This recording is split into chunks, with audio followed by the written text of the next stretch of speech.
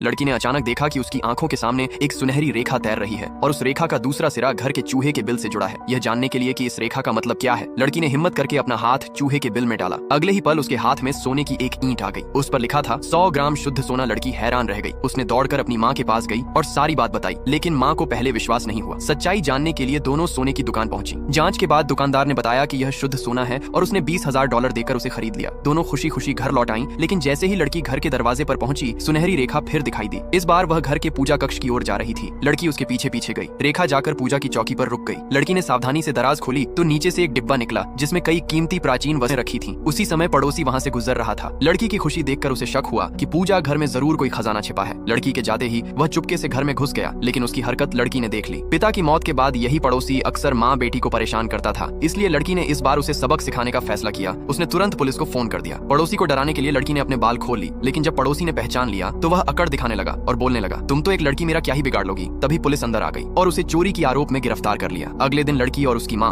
उन प्राचीन वस्तुओं को बेचने के लिए एक पुरानी वस्तुओं की दुकान पर पहुंची ताकि माँ के ऑपरेशन के लिए पैसे जुटाए जा सकें। तभी लड़की की नजर एक इनाम की सूचना पर पड़ी। जैसे ही उसने उसे हाथ में लिया, सुनहरी रेखा फिर दिखाई दी और इस बार वह दुकान के कर्मचारी की ओर इशारा कर रही थी। लड़की ने तुरंत कर्मचारी से कहा कि मालिक को बुलाओ, मैंने उनकी बेटी का पता लगा लिया है। कर्मचारी ने फोन किया, सर एक लड़की कह रही है कि उसे आपकी बेटी मिल गई है। मालिक तुरंत दुकान पर पहुंचा और पूछना लगा कि मेरी बेटी कहाँ है। लड़की बोली, अगर आप मेरे साथ चलेंगे तो आपकी बेटी मिल जाएगी। आपने 30 लाख रुपए इनाम देने का वादा किया था ना। मालिक ने अपने लोगों से बेटी को ढूंढने के लिए कहा, लेकिन लड़की बोली, बाहर ढूंढने की जरूरत नहीं है, आपकी बेटी यही दुकान के अंदर है। वह सबको लेकर एक स्टोर रूम तक गई और अलमारी की ओर इशारा किया। अलमारी खोलते ही छोटी बच्ची रोते हुए बाहर निकली। पापा, मुझे बहुत डर लग रहा था। मालिक ने बेटी को गले से लगा लिया। इसके बाद एक कर्मचारी रोते हुए बोला कि उसने भारी कर्ज के कारण बच्ची का अपहरण किया था ताकि बाद में उसे बचाकर इनाम की रकम हासिल कर सके। मालिक गुस्से में बोला, मैं तुम्हें किसी भी हाल में नहीं छोड़ूंगा। इसके बाद मालिक ने लड़की की ओर देखा और कहा, तुमने मेरी बेटी की जान बचाई है, मैं अपना वादा निभाऊंगा। फिर उन्होंने प्राचीन वस्तुएं भी देखी और बोले, ये सभी चीजें बहुत दुर्लभ हैं, बाजार में इनकी कीमत कम से कम 15 लाख रुपए है, लेकिन तुमने मेरी बेटी की जान बचाई है, इसीलिए मैं इनके 20 लाख रुपए दूंगा। इसके अलावा बेटी को ढूंढने के इनाम के 30 लाख रुपए भी अलग से मिलेंगे। ये लो पूरे 50 लाख रुपए। माँ की आंखों में खुशी के आंसू आ गए। लड़की मुस्कुराई और बोली, चलो माँ, अब घर चलते हैं। दुकान से निकलते ही सुनहरी रेखा फिर दिखाई दी। लड़की बोली, माँ अब हम शहर के सबसे बड़े कपड़ों के शोरूम चलेंगे। माँ बोली, बेटी वहाँ सब बहुत महंगा होगा। लड़की हंसकर बोली, अब हमारे पास पैसे हैं। दोनों शोरूम पहुंची। लड़की ने एक सुंदर साड़ी पसंद की और कर्मचारी से उसे पैक करने को कहा, साथ ही 50,000 रुपये का सदस्यता कार्ड भी बनवा लिया। उसी समय वहाँ काम करने वाली रीना ने उन्हें पहचान लिया और ताना मारते हुए बोली, गाँव में काम नहीं मिला क्या, जो यहाँ सफाई का काम मांगने आ गई हो। लड़की ने शांत होकर कहा, हम यहाँ खरीदारी करने आए हैं। तभी मैनेजर बाहर आया और बोला, रीना तुम हमारे खास मेहमानों से इस तरह बात कैसे कर सकती हो। उसने सम्मान से सदस्यता कार्ड दिया और साड़ी पैक करने का आदेश दिया। रीना हैरान रह गई। उसने पूछा, तुम्हारे पास इतने पैसे कहाँ से आए। लड़की बोली, तुम्हारा बेटा विक्रम हमारे घर में चोरी करने घुसा था, अब वह पुलिस की गिरफ्त में है, अगर ज्यादा बोली तो तुम्हें भी उसके पास भेज देंगे। मैनेजर ने तुरंत रीना को नौकरी से निकाल दिया।